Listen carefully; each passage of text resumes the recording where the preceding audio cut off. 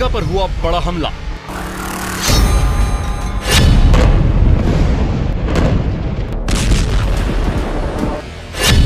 Israel के दुश्मनों ने घेरा।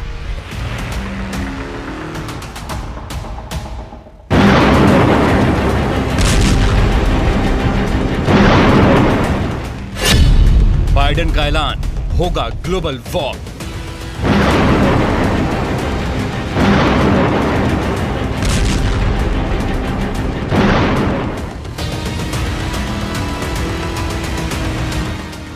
दुनिया में दो बड़े मोर्चों पर जंग जारी है। इजराइल और यूक्रेन की जंग ने दुनिया को दो हिस्सों में बांट दिया है और अमेरिका इन दोनों ही जंग में बहुत ही अहम भूमिका में खड़ा है। लेकिन रूस और यूक्रेन की जंग से अलग हमास और इजराइल की जंग ने अमेरिका को ज्यादा मुश्किल में डाल दिया है।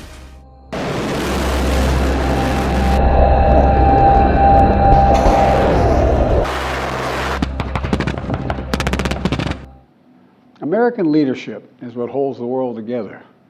American alliances is what keep us, America, safe. Hamas and Putin represent different threats, but they share this in common.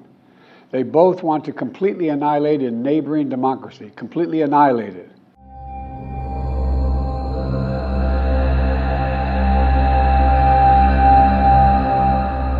एक देश की दूसरे देश से जंग और उन दो देशों में किसी एक को चुनकर उसका समर्थन करना एक बात है। रूस और यूक्रेन की जंग को अमेरिका नेटो मुल्कों तक पहुंचने नहीं देना चाहता, इसीलिए यूक्रेन की सैन्य मदद कर रहा है। लेकिन इजराइल और हमास के युद्ध कुछ और हैं।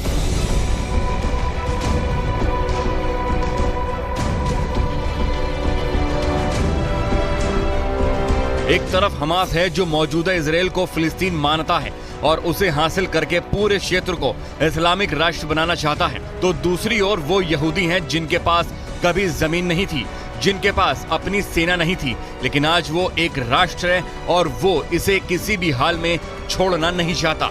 यानी यहूदी बनाम इस्लाम की लड़ाई और हमास इसे उसी ओर ले जा रहा है। इसीलिए दुनिया भर के ज्यादातर इस्लामिक राष्ट्र फिलिस्तीन और अल-अक्सा मस्जिद के नाम पर हमास के साथ खड़े हैं। जाहिर है यहीं पर अमेरिका भी घिर जाता है, क्योंकि अमेरिका बिना किसी लाग लपेट के इजराइल के साथ खड़ा है और उसे पता है कि वो एक मजहबी ज्वालामुखी में खुद को झोंक रहा है। And here in America, let us not forget who we are. We reject all forms of hate, whether against Muslim, Jews, or anyone. That's what great nations do, and we are a great nation.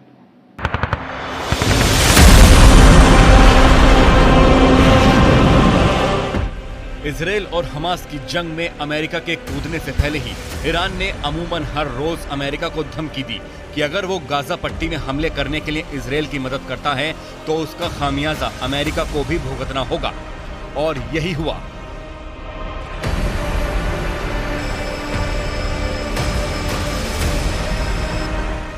Biden Israel की यात्रा पर पहुंचे, एक बार फिर Israel के साथ खड़े रहने की कसम दोहराई। बाइडेन के वापस लौटते ही अमेरिका से सैन्य वाहनों की एक खेप इजराइल पहुंच गई। अमेरिकी नौसेना के दो बेड़े पूर्वी भूमध्य सागर में तैनात हैं। अमेरिका के मरीन कमांडो इजराइल पहुंच गए हैं। यही वक्त था जब ईरान ने अपने मिलिशिया ग्रुप को एक्टिव किया और अमेरिका पर हमलों का दौर शुरू कर दिया। इराक में अमेरिका के दो सैन्य ठिकानों को निशाना बनाया गया।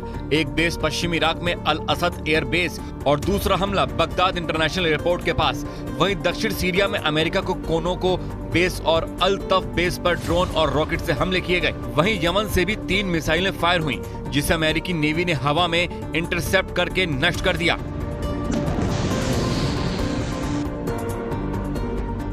पश्चिमी एशिया और खास तौर पर खाड़ी मुल्कों में अमेरिका की फौज ने लंबा वक्त बिताया है और एक समय ऐसा भी आया जब अमेरिका को लगा कि इराक और अफगानिस्तान में आतंकियों और विद्रोहियों से उसकी जंग एक नासूर का रूप लेने लगी है और अमेरिका ने यहाँ मिलिट्री की मौजूदगी को कम करके अपना पूरा फोकस हिंद प्रशांत क्षेत्र में लगा दिया। लेकिन एक बार फिर अमेरिकी फौज की मौजूदगी दुनिया के इस हिस्से में बढ़ने लगी है और ये मौजूदगी इसलिए बढ़ी क्योंकि इजराइल और हमास में युद्ध शुरू हुआ, जिसे ईरान से प्रायोजित बताया जा रहा है और अब ईरान से ही प्रायोजित हमले अमेरिका पर होने लगे हैं।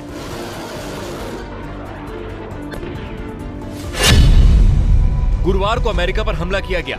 इराक में अल-असद एयरबेस पर हमला हुआ। पश्चिमी इराक के इस बेस पर अमेरिका की सेना तैनात है। अल-असद एयरबेस के अंदर कई विस्फोट सुनाई दिए। इराक में दूसरा हमला बगदाद एयरपोर्ट के पास अमेरिकी बेस पर हुआ। सीरिया में कोनोगो और अल तफ बेस पर हमला किया गया। यमन से क्रूज मिसाइल का अटैक किया गया।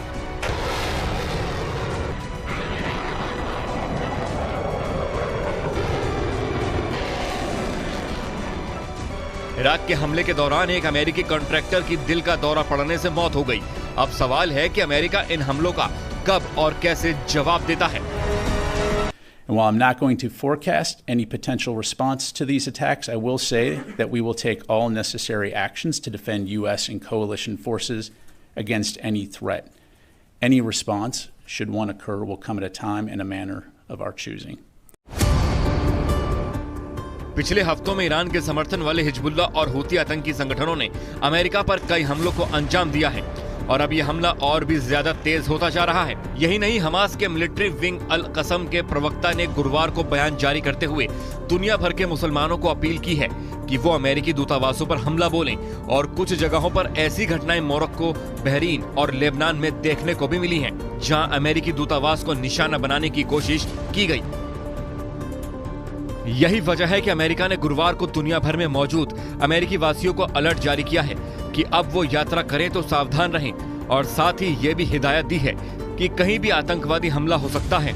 जाहिर अमेरिका अब इस युद्ध का हिस्सा बन चुका है और आने वाले समय में इजरायल से निकली आग पूरे पश्चिम एशिया को जला सकती है और तीसरे विश्व युद्ध का सेंटर भी बन सकता है पश्चिम एशिया।